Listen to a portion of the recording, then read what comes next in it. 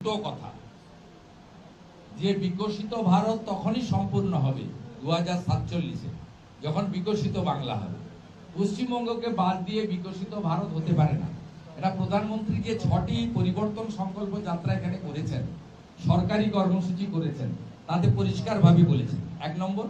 দ্বিতীয় নম্বর হচ্ছে মাননীয় প্রধানমন্ত্রী বলেছেন যে ভারতীয় জনতা পার্টির আদর্শিক নেতা এবং ভিত্তি স্থাপন করেছিলেন ডক্টর শ্যামাপ্রসাদ মুখার্জি, একজন আদর্শ বাঙালি, ট্রু একজন রাষ্ট্রবাদী, যার জন্যই আজকে কাশ্মীর ভারতের অবিচ্ছেদ্য অঙ্গ। জওহরলাল নেহরু সহ কংগ্রেস তখন ভারত ভাগ করেছিল, আর ডক্টর শ্যামাপ্রসাদ মুখার্জি আর স্বামী প্রণবানন্দ পূর্ব পাকিস্তানকে ভাগ করে দিয়েছিল।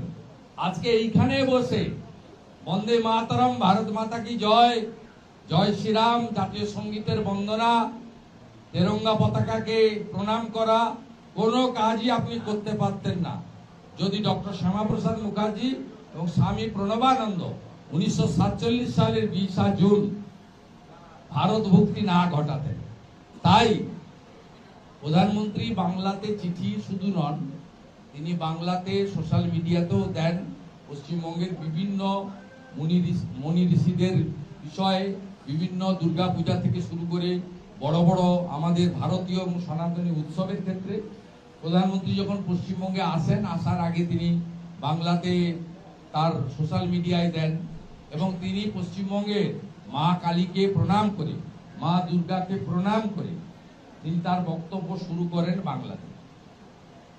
এবং আপনারা শুনলে খুশি হবেন যে স্বাধীনতার এত বছর পরে 2024 সালে ক্লাসিক্যাল ল্যাঙ্গুয়েজের যে স্বীকৃতি বাংলা ভাষা, এটা কিন্তু নরেন্দ্র মোদীজি দিয়েছেন, তার চেষ্টাতে হয়েছে।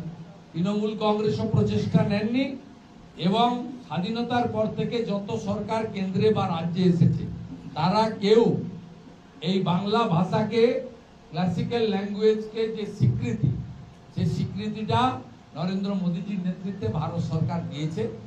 উনার আবেদন চিঠি বাড়িতে বাড়িতে আমরা পৌঁছে দিয়েছি।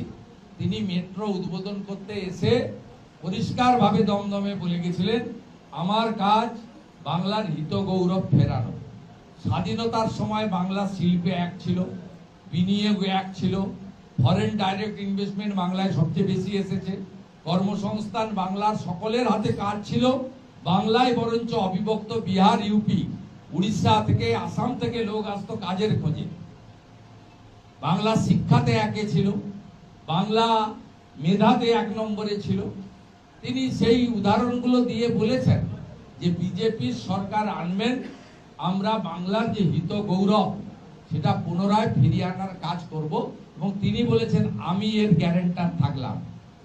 বিধানসভা নির্বাচনে পশ্চিমবাংলার লোকেরাই লড়বে, পশ্চিমবাংলার লোকেরাই জিতবে, তারাই বিধানসভা গঠন করবে, মন্ত্রিসভা গঠন করবে, তারাই সরকার চালাবে।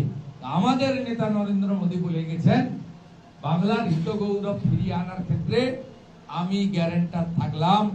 অন রেকর্ড হাজার হাজার মানুষকে সাক্ষী রেখে, আপনাদেরকে সাক্ষী রেখে বলে গেছেন।